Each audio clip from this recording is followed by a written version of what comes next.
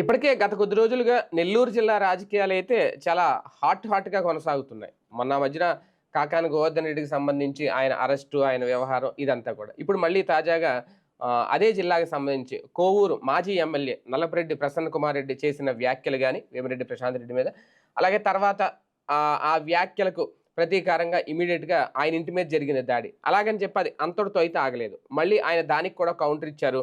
ఆ వ్యాఖ్యలకు కట్టుబడి ఉన్నానని చెప్తున్నారు. అవసరమైతే కాకాని గోవర్ధన్ రెడ్డితో వెళ్లి జైల్లో కూర్చుంటాను, ఆయన పక్కన ఆయన తోడుగుంటాను, ఇలాంటి వ్యాఖ్యలు చేస్తున్నారు తప్ప ఆ వ్యాఖ్యల విషయంలో ఆయన ఎక్కడ పశ్చాత్తాపడుతున్నట్టు గాని, లేదంటే వైసీపీ కూడా ఖచ్చితంగా వైసీపీలో కొంతమంది నాయకులైతే ఆయనకి సపోర్ట్‌గానే ఉంటున్నారు, మద్దతుగానే ఉంటున్నారు. ఇదంతా ఓవరాల్‌గా ప్రసన్న కుమార్ రెడ్డి తెచ్చిన ఈ వివాదం జగన్‌కో లేదంటే వైసీపీకో ఇప్పుడు కొత్త తలనొప్పిగా మారిందా? ఒక రకంగా వైసీపీ పరువు తీస్తుందా? ఎందుకంటే మురికి వ్యాఖ్యలు చేసే వాళ్ళందరూ వైసీపీలోనే ఉన్నారు అనేది మొన్న సాక్షిలో డిబేట్ జరిగిన నేపథ్యంలో అప్పుడు అదే పదం వాడారు. అక్కడ కూడా మహిళలను దూషించారు అనేది. ఇక్కడ కూడా మహిళా ఎమ్మెల్యేకి కనీస మర్యాద లేకుండా, ఎలాంటి సంస్కారం లేకుండా మాజీ ఎమ్మెల్యే, పైగా మాజీ మంత్రి ఈ వ్యాఖ్యలు చేశారని. ఓవరాల్‌గా ఇదే అంశం మీద చర్చించే ప్రయత్నం చేద్దాం. సార్, ముందు ఒకటి, ఆయన మహిళల మీద చేసే వ్యాఖ్యలను అయితే ఎవరు సపోర్ట్ చేయరు. కాకపోతే ఆయన అసలు ఆ అంశం తీసుకోవడం, ఆ తరహా వ్యాఖ్యలు చేయడం అసలు ఎంతవరకు కరెక్ట్? బేసిక్గా సంస్కారహీనమైన వ్యాఖ్యలు, అందులో డౌటే లేదు. వ్యక్తిత్వ హననం, వ్యక్తిగతంగా కించపరచడం అనేటటువంటిది. ఒక రకంగా చెప్పాలంటే ఆమె మీదన ఒక కులట ముద్ర వేసే ప్రయత్నం చేశారు. అయితే ఆ పదజాలాన్ని డీకోడ్ చేసినప్పుడు ఆ భావాన్ని కల్పిస్తారు. అంటే ఇది ఎట్లా ఉంటుందంటే, మనకి సాధారణంగా కొన్ని ప్రాంతాలలో కొన్ని చోట్లన ఎదుటి వాళ్ళ పట్ల వాళ్ళ మీదన ఒక, అంటే మహిళల్ని ఇలాంటి, అంటే సెన్సిటివ్ అంటారు మహిళలకు సంబంధించి, వాళ్ళ మీద ఇట్లాంటి వ్యాఖ్యలు అంటే ఒక వాళ్ళ క్యారెక్టర్ మీదన ఒక అనుమానాన్ని రేకెత్తించేటటువంటి మాటలు. ఇప్పుడు ఆయన అన్నటువంటి పదజాలం ఏంటి, ఎందుకు వచ్చింది అసలు ఈ గొడవ? ముందు ప్రశాంత్ రెడ్డి అక్కడ తిరుగుతోంది కొవ్వూరులో ఎమ్మెల్యేగా, సుదీర్ఘకాలం పాటు కొవ్వూరు ఎమ్మెల్యేగా వాళ్ళ నాన్నగారు, తర్వాత ఈయనే ఉన్నారు నల్లపురెడ్డి ప్రసన్న కుమార్. ఒకప్పుడు తెలుగుదేశం ఎమ్మెల్యేనే, తర్వాత కాంగ్రెస్ ఇండిపెండెంట్గా కూడా గెలిచాడు, కాంగ్రెస్ పార్టీ తరఫున గెలిచాడు. అక్కడ స్ట్రాంగ్ వాళ్ళ కుటుంబానికి, నల్లపురెడ్డి కుటుంబాన్ని, అది స్ట్రాంగ్ నియోజకవర్గం ఓ రకంగా చెప్పాలంటే. అట్లాంటి చోట్లన ప్రశాంత్ రెడ్డి గెలవటం అనేటటువంటిది ఒక షాకింగ్ పరిణామం నల్లపురెడ్డికి, ఎందుకంటే బయట నుంచి వచ్చి గెలిచాడు ఆవిడ. దాంతోపాటు పదే పదే తిరుగుతోంది నియోజకవర్గంలో. ఒకప్పుడు నల్లపురెడ్డి వెనకాల తిరిగిన వాళ్ళు అనేక మంది ఇప్పుడు ప్రశాంత్ రెడ్డి వెనకాల ఉన్నారు. ఇది ఆయనకి మింగుడు పడని విషయం. గతంలో కూడా ఇట్లాంటి రాజకీయాలు జరిగినాయి, కానీ తన వెనకాల ఉండేవాళ్ళు అవతల వాళ్ళ వైపుకి వెళ్ళడం అనేటటువంటి జరగలేదు. దానికి కారణం ఏంటి అంటే, ఈయనకి అర్థమైంది లేదా ఈయనకి వచ్చిన ఫీడ్బ్యాక్ ఏంటంటే, వాళ్ళందరికీ లక్షల రూపాయల డబ్బులు ఇచ్చి ఆవిడ తీసుకుంది అన్నటువంటిది. రెండవది, నెల్లూరు యాక్చువల్గా వైఎస్ఆర్ కాంగ్రెస్ పార్టీ కంచుకోట లాంటిది. 2014లో దాదాపు 8-9 గెలిచారు వాళ్ళు. 2019లో క్లీన్ స్వీప్, 10కి 10 గెలిచారు. అక్కడ ఎమ్మెల్యే సీట్లు, ఎంపీ సీట్లు అన్నీ గెలుచుకున్నటువంటిది. 2024లో రివర్స్ కంప్లీట్గా అయినటువంటి ఈ పరిస్థితికి కారణం వేమిరెడ్డి ప్రశాంత్ రెడ్డి అనే కడుపు మంట వీళ్ళందరికీ ఉంది. కారణం ఏంటి? వేమిరెడ్డి ప్రభాకర్ రెడ్డి వైసీపీనే, అంతకుముందు వైసీపీ టికెట్ ఇచ్చి గెలిచింది ఆయన. మొన్న ఎందుకు చిట్ట చివరి నిమిషాల్లో వేమిరెడ్డి ఎందుకు అవతలకి వెళ్ళిపోయారు? చిట్ట చివరిలోనే కదా వెళ్ళిపోయింది. వేమిరెడ్డిని సాటిస్ఫై చేయడం కోసం అనిల్ కుమార్ యాదవ్ని తీసుకొచ్చి నరసరావుపేటకు పంపించారు. ఎందుకు? అక్కడ బీసీల దాన్ని ఒప్పుకోవట్లేదు అతను. అనిల్ కుమార్ యాదవ్ నాయకత్వాన్ని అంగీకరించలేకపోతున్నారు ఈ రెడ్లందరూ కలిసి. అది పెద్దారెడ్ల రాజ్యం అంటారు, నెల్లూరు పెద్దారెడ్లు అంటుంటారు. అక్కడ అంగీకరించలేకపోతున్నారు. వాళ్ళందరినీ సంతుష్టీకరించడం కోసం యువతలకు పంపించారు. అయితే వేమిరెడ్డి ప్రశాంత్ రెడ్డికి టికెట్ కావాలన్నది ప్రభాకర్ రెడ్డి కోరిక. వాస్తవంగా ఆయన అనారోగ్యం కనబడుతుంది, మాట్లాడుతాయన్న నడుస్తున్నా చూస్తుంటే ఆయన పెద్దగా ఇంపాక్ట్ కనిపించట్లా. ఒరిజినల్ కథ అంతా నడిపిస్తుంది ఆవిడే, అది స్పష్టంగా కనబడుతుంది. ఆమెకి టికెట్ ఇవ్వనన్నాడు జగన్మోహన్ రెడ్డి. మేబీ వీళ్ళందరి నుంచి ఉన్న రాంగ్ ఫీడ్బ్యాక్ అయ్యి ఉండొచ్చు, లేదా వీళ్ళు ఇచ్చిన ఫీడ్బ్యాక్ అయ్యి ఉండొచ్చు. వాస్తవంగా వేమిరెడ్డి, నల్లపురెడ్డి ఇద్దరు బంధువులు, సొంత బంధువులే వాళ్ళిద్దరు. అలాంటి ఒకటే పార్టీ, బంధుత్వం కూడా ఉంది, వ్యక్తిగత బంధుత్వం కూడా ఉంది. అలాంటి సందర్భంలో ఈ మాటలకి ఎందుకు వచ్చింది అనేటటువంటి పాయింట్కి వచ్చినప్పుడు వైసీపీ వాళ్ళకు వచ్చినటువంటి ఇది వేమిరెడ్డి ఫైనాన్షియల్గా వెల్ సెటిల్డ్, అందరికీ ఖర్చులు కూడా చూసుకుంటాడు, అందుకే వేమిరెడ్డిని ముందు పెడుతుంటాడు. మొన్నసారి వేమిరెడ్డి అటు వెళ్ళాడనే కదా విజయసాయిరెడ్డిని పెట్టింది. ఆయన డబ్బులు ఖర్చు పెట్టుకోవాల్సింది కానీ వీళ్ళందరికీ పెట్టలేడు కదా ఆయన. అప్పటికి కొంత తీసుకున్నారనేదో చెప్తారు, అది ఎంతవరకు వస్తాం మనకి తెలియదు. అది పక్కన పెడితే వేమిరెడ్డి ప్రశాంత్ రెడ్డికి టికెట్ కోసమే ఆయన విభేదించాడు. ప్రశాంత్ రెడ్డికి టికెట్ కోసమే ఆయన తెలుగుదేశం పార్టీకి వెళ్ళాడు. ప్రశాంత్ రెడ్డి ఇదంతా చేయించిందన్న కోపం వీళ్ళకుంది. ఒకప్పుడు సాధారణ మధ్యతరగతి కుటుంబానికి సంబంధించిన మహిళ ఆవిడ, ఏదో మెస్ నడుపుకునేదట. ఆ తర్వాతన రకరకాల నిదానంగా ఎదిగింది. ఈ పెళ్లి కారణంగా ఇవాళ 1000 కోట్ల అధిపతి, అంతే కదా. వేమిరెడ్డి గారి భార్య అంటే ఆయనకు ఆస్తి అంతా ఆవిడదే కదా. అది ఈ పాయింట్ ఎందుకు వచ్చింది అంటే అది ఆయన ఆస్తి అంతా ఈమెకు వచ్చేస్తుంది. ఆ ఆస్తి కోసమే ఆవిడ ట్రాప్ చేసింది, భయపెట్టి పెళ్లి చేసుకుంది. ఇవన్నీ ఆయన మాట్లాడుకొచ్చాడు. అంటే ఇందులో ఈయన మాటల్లో ఓకే, ఆమెను అసభ్యకరంగా మాట్లాడడం, దాన్ని యాక్సెప్ట్ చేయలేం, దాంతో పాటు ఈయన్ని హెచ్చరిస్తున్నాడు కూడా ఆయన. నీకు థ్రెట్ ఉంది, నువ్వు చూసుకో, ఆస్తి కోసం ఏదైనా చేయొచ్చు అని ఈయన హెచ్చరిస్తున్నాడు కూడా ప్రసన్న కుమార్ రెడ్డి. ఎందుకు ఆ మాటలు మాట్లాడారు? అదే అంటే ఇక్కడ ఈమె ఈ నియోజకవర్గాన్ని తిరిగినప్పుడల్లా ప్రసన్న కుమార్ రెడ్డిని కార్నర్ చేస్తుంది. ఈమె తిరిగినప్పుడు ఏం చేస్తుందంటే సంక్షేమ పథకాలు, అభివృద్ధి పథకాలు ఇవి ఉంటాయి కదా, ఇదివరకు రోడ్లు కూడా వెళ్ళేది, ఇప్పుడు రోడ్లు వేసారు కదా, వేసిన చోట్ల వెళ్ళి ఇదిగో మేము వచ్చి చేసామని చెప్తోంది. చెప్పినప్పుడు అక్కడ ఉన్నటువంటి సాధారణంగా ఇప్పుడు ప్రెస్ ఎట్లాగా ఉంటారు, లోకల్గా సుదీర్ఘకాలం పాటు ఉన్నటువంటి ఎమ్మెల్యేకి అనుకూలంగా ఉండే వాళ్ళని ఎంకరేజ్ చేసి మిగతా వాళ్ళని డిస్కరేజ్ చేయడం చాలా రోజుల నుంచి జరుగుతుంది మీడియాలో, మీకు తెలుసు. దాంతో ఏమవుతుంది, నా ప్రసన్న కుమార్ రెడ్డికి అభిమానంగా ఉండే జర్నలిస్టులు ఎక్కువ ఉన్నారు, అందరూ అని చెప్పను, ఎక్కువ ఉండొచ్చు. లేదా ఇప్పుడు తగ్గిన వాళ్ళల్లో ఇతని తరపున మనుషులు క్వశ్చన్ చేస్తున్నారు, లేదా ఇతన్ని అలర్ట్ చేశారు. ఇతను దానికి కౌంటర్గా ఏం స్టేట్మెంట్ ఇచ్చాడు నల్లపరెడ్డి, జగన్ టైంలో 90-100 కోట్ల రూపాయలు ఆయన చేత మేము కేటాయింపు చేసుకుని ఆ పనులు మేము స్టార్ట్ చేస్తే ఈవిడొచ్చి ఇనాగరేషన్ చేస్తుంది, అది చేసి నాదే అని చెప్పుకుంటోంది. పాపం రాజకీయ అవగాహన లేదు, రాజకీయం తెలియదు, ఇట్లా మాట్లాడుతోంది అనేటువంటి విమర్శ చేశాడు అతను. దానికి కౌంటర్ ఏం చేయొచ్చు, కనుక్కుని అధికారుల్ని అదేమన్నా జగన్ టైంలో ప్రారంభించారా, శంకుస్థాపన చేసింది నిజమా కాదా, అప్పుడు ఎంత ఇచ్చారు అనేది చెప్తా. ఆయన చెప్పింది నిజమే, కాకపోతే 10 కోట్ల రూపాయలు వాళ్ళు ఇస్తే మేము 90 కోట్లు పెట్టి పూర్తి చేస్తే, ఇంకో 80 కోట్లు మేము పూర్తి చేస్తే అప్పుడు మేము చేసినట్టు అవుద్దా, వాళ్ళు చేసినట్టు అవుతుందా, ఏది రాజకీయం అని అడగాలి నిజాయితీగా, అంతే కదా. ఇప్పుడు ఇక్కడ ఇదివరకటి రోజుల్లో మన రాజకీయాలు ఎట్లా ఉండేదంటే ఇలాంటి కన్స్ట్రక్టివ్ క్రిటిసిజం మీద ఉండేది. ఇదిగో నేను ఇది చేశాను అంటే, లేదు నువ్వు ఇది చెయ్యలేదు, పులిచెంతల శంకుస్థాపన మేమే చేశాం అని చంద్రబాబు గారు అనేవాళ్ళు. ఇది ఎన్టీ రామారావు చేశారు. ఎన్టీ రామారావుకు ముందే మా నాయకుడు కూడా రాయేశారు, అక్కడ జరగలేదు చంద్రబాబు అని అసెంబ్లీలో రాజశేఖర రెడ్డి వాదించేవాడు. నేను వచ్చాక మళ్ళీ బిగిన్ చేశానని చెప్పి. ఇట్లాగా దానికి సంబంధించిన డేట్లు, లెక్కలు, ఈవెన్ ఇప్పుడు శంషాబాద్ ఎయిర్పోర్ట్ దైనా అంతే కదా, నేను శంకుస్థాపన చేశాను చంద్రబాబు చెప్తే, కాదు రాజశేఖర రెడ్డి చేశాడని అసెంబ్లీలోనే చూపెట్టారు కదా.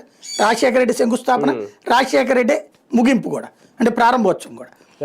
ఇలాంటి కన్స్ట్రక్టివ్ క్రిటిసిజం ఉండేది. ఇప్పుడు అట్లా పోయి రాజకీయంగా మనకి అలాంటి డెప్త్ అవగాహన, ఎవరిని అడిగి తెలుసుకోవాలి, ఏమడిగి తెలుసుకోవాలి, ఏ పాయింట్ మాట్లాడాలి, ఇట్లాంటిది వాళ్ళు అసలు ఎవ్వరూ ట్రైన్ చేయట్లా. ఏది వాళ్ళ ఎమ్మెల్యేలని లేదా వాళ్ళ ప్రజాప్రతినిధులు, వాళ్ళ నాయకుల్ని కేవలం ఎలా తిట్టాలి, మాటకి మాట ఎట్లా చెప్పాలి, ఎలా దూషించాలి, ఈ కాన్సెప్ట్ నడుస్తుంది.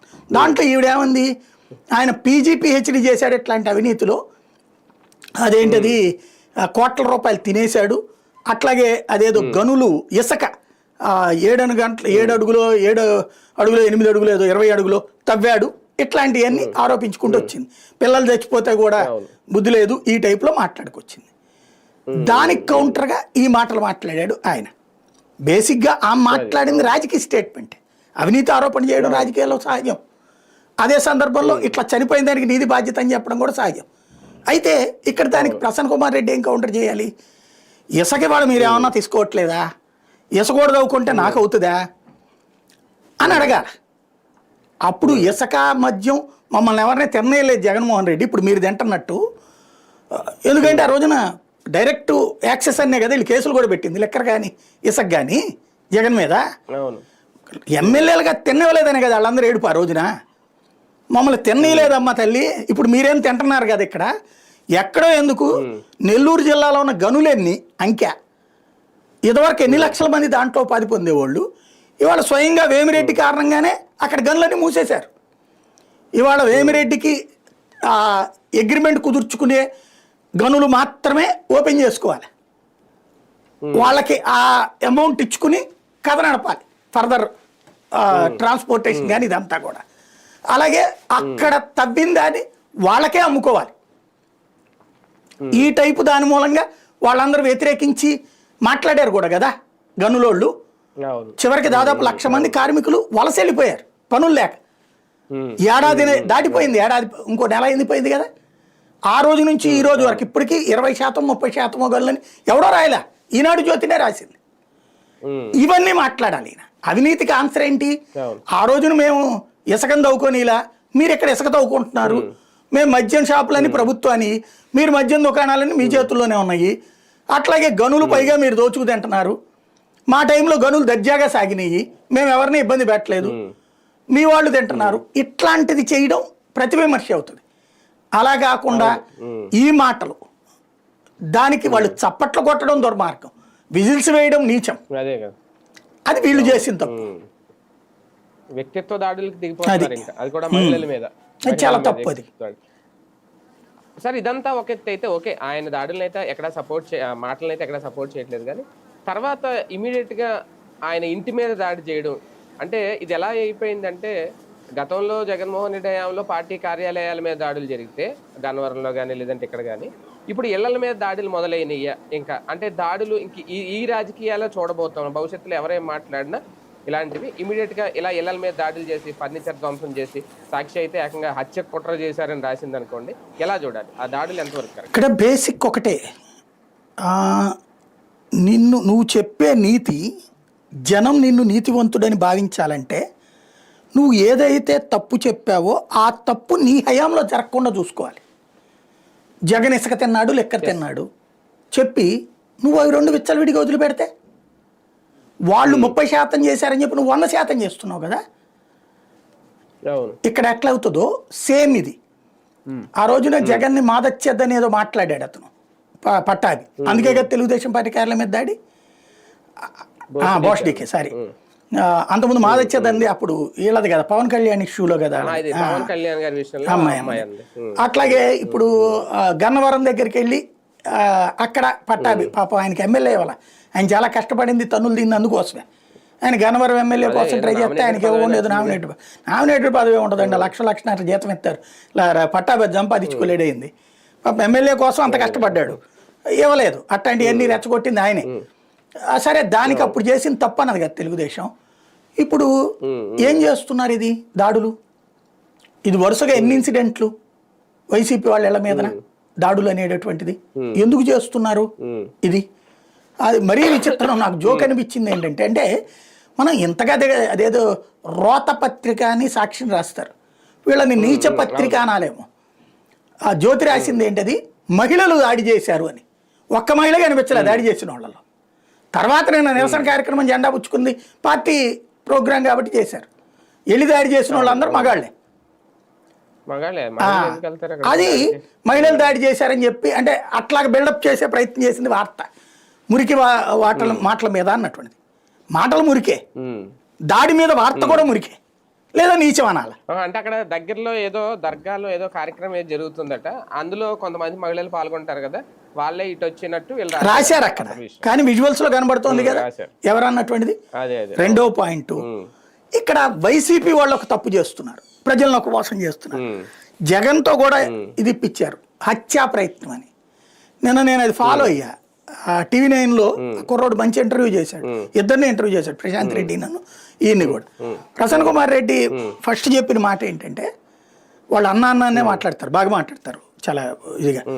ఏం మాట్లాడాడు ఆయన, నేను బయటికి వెళ్ళాను, వాళ్ళ అబ్బాయి అనుకుంటా పేరేదో చెప్పాడు, ముందు 2-3 సార్లు వచ్చి క్రాస్ చెక్ చేసుకున్నారు, మేమిద్దరం లేవని తెలిసాక వచ్చి దాడి చేశారని చెప్పాడు. అవును. అవును. అతను క్లియర్గా చెప్పాడు, మేమిద్దరం లేమని చూసుకుని. మీకు మీకు ఎక్కడ పాయింట్ ఏంటంటే సాక్షిలో కూడా హెడ్డింగ్ ఏమో కుట్ర చేశారు నల్లపరెడ్డి ప్రసన్న కుమార్ రెడ్డి మీద హత్యాయత్నం, హత్య చేయడానికి వెళ్ళారని రాసి మళ్ళీ వాళ్ళే కింద ఏం చేశారు, నల్లపరెడ్డి ప్రసన్న కుమార్ రెడ్డి లేడని తెలుసుకుని దాడి చేయడానికి వెళ్ళారు. లేడని తెలుసుకుని దాడి చేయడానికి వెళ్ళినప్పుడు హత్య అది ఎలా కదా అవుతుంది? వాస్తవంగా అతను అంటే భయం ఉన్నట్టుంది, అందుకని ఆగారు. అతను వెళ్ళిపోయిన తర్వాత చేశారు, అతను చంపాలని కాదు భయపెట్టాలని, లేదా ప్రశాంతి రెడ్డి కోపాన్ని తీర్చామని చూపెట్టడం. ఈ దాడుల సంస్కృతి అనేది ఇప్పుడు ఇదివరకు జగన్ని బూతులు తిడితే తప్పు లేదు అన్నట్ట, ఇప్పుడు ఈవిడ తప్పు లేదు అన్నట్ట. ఆ రోజు నాకు తెలుగుదేశం సమర్థించుకొచ్చింది, అదే సందర్భంలో ఇప్పుడు ఇది వైసీపీ సమర్థించుకొస్తుంది. ఇద్దరిది తప్పే. నెంబర్ 2 ఈ పాయింట్, అప్పుడు దాడి తప్పు, ఇప్పుడు దాడి తప్పు. ఇది జెన్యూన్గా మాట్లాడుకుంటే, న్యూట్రల్గా మాట్లాడుకుంటే. ఆయా పార్టీల కళ్ళతో చూస్తే, ఆ బులుగు కళ్ళతో చూస్తే ఒకటి కనబడే నిజం, పచ్చ కళ్ళతో చూస్తే ఇంకోటి నిజం. ఇది మనం న్యూట్రల్గా చూస్తే ఇద్దరిది తప్పు. అవును. అంటే మాటల దాడి చేయడం తప్పలేదు, కానీ ఇంకెలాగా ఇళ్ల మీద పడిపోయి దాడులు చేసేసి మేబీ ఆయన ఉండుంటే ఆయన మీద కూడా దాడి జరిగేదేమో. ఆయన వెళ్ళిపోయిన తర్వాతనే చేశారు కావాలని, జస్ట్ ఒక ధమ్కి ఇచ్చారు, తేడా అనేది. అవును. అవును. కానీ ఒక్కటి సార్, ఓవరాల్గా ఇలాంటి అంటే వైసీపీలో ఇలాంటి వ్యవహారాలు జరిగినప్పుడు, అంటే దాడులు పక్కన పెడితే ఇలాంటి మాటలు, ఇలాంటి అసభ్యకరమైన పదాలు వచ్చినప్పుడు జగన్మోహన్ రెడ్డి దాని మీద మాట్లాడాలి, లేదంటే దాన్ని ఖండించడమో, లేదంటే తప్పు చేశారని చెప్పడం చేయాలి. అలా చేయట్లేదు మొదటి నుంచి కూడా చాలా అంశాల్లో, అందుకే ఇక్కడ దాకా వస్తున్నాయి. ఇంకా దీన్ని కంట్రోల్ చేయలేరా వైసీపీలో, జగన్ వల్ల కాదా అనేది కూడా ఒక ప్రశ్న. ఇప్పుడు బోషడీకే అన్నప్పుడు పట్టాభిని కంట్రోల్ చేశారు వాళ్ళు, లేదు కదా. జగన్ని బూతులు తిట్టినప్పుడు కంట్రోల్ చేశారా, లేదు కదా. నా దృష్టిలో అయితే కంట్రోల్ చెయ్యాలి. ఇక్కడ ఏంటంటే జగన్ టీముకి వ్యతిరేకంగా 90% ఉన్నాయి మీడియా. 90% ఉన్నప్పుడు నిన్ను అందరూ ముప్పేట దాడి చేస్తారు, నువ్వెందుకు ప్రిపేర్డ్గా ఉండవు, ఎందుకు కంట్రోల్ ఉంచవు? అదే తెలుగుదేశం వాళ్ళు ఏదైనా మాట్లాడినా అది తప్పు లేదన్నట్టుగా వీళ్ళు ప్రొజెక్ట్ చేస్తారు, తప్పదన్నట్టుగా ప్రొజెక్ట్ చేస్తారు. కాబట్టి దాన్ని సాక్షి హైలైట్ చేస్తుంది కదా, దాన్ని వదిలిపెట్టదుగా. ఫస్ట్ ఇక్కడ అసభ్య పదజాలమా కాదా అది ఆలోచించండి. మీ ఇళ్లలో వాళ్ళని అంటే ఒప్పుకుంటారా? మీ ఇళ్లలో ఓ రకంగా రంకు అంట కడుతున్నారు, అది పచ్చి బూతు కదా అది. ఆవిడ పెద్ద ఆవిడ బాధ్యతగా చేసుకెళ్తోంది, 10 మందిని కలుపుకెళ్తోంది. చేతనైతే ఆ రాజకీయానికి ప్రతి రాజకీయం చేయి, విమర్శకు ప్రతి విమర్శ చేయి. వ్యక్తిగత దుర్భాష ఉండకూడదు. వ్యక్తిగత దుర్భాష కాకుండా అదేమంటే మళ్ళీ నేను దానికి కట్టుబడి ఉన్నాను, అదే నిజం, ఇది ఇంకా నిజం. అది ఖచ్చితంగా తప్పు చేస్తున్నారు అక్కడ. అంటే ఇటువంటి వాటిని ఖండించకపోతే రేపు పొద్దున్న మహిళలకు వైసీపీలో ఇలాగే ఖచ్చితంగా ఆ ఫీలింగ్ వీళ్ళు సరి చేసుకునే ప్రయత్నం చేయకపోతే ఇంకొంచెం పెంచుకుంటున్నారు. అది రేపు పొద్దున్న కూటమి అంతే కదా, అదే ఉపయోగపడింది, రేపటికి కూడా అదే ఉపయోగపడుతుంది. రైట్.